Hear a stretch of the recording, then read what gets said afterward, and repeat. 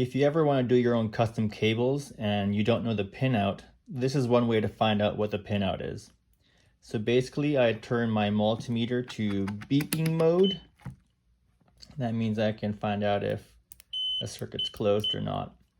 And then I just do a little drawing here to show where every letter should be.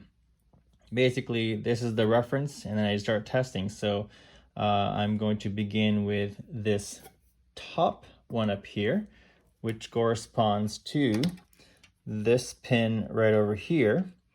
And then I basically just start testing each one.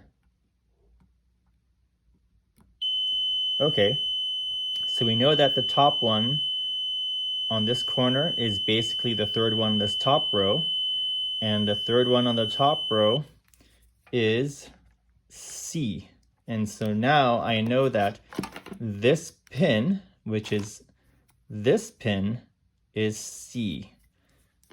And so that's one way to find out what each pin is.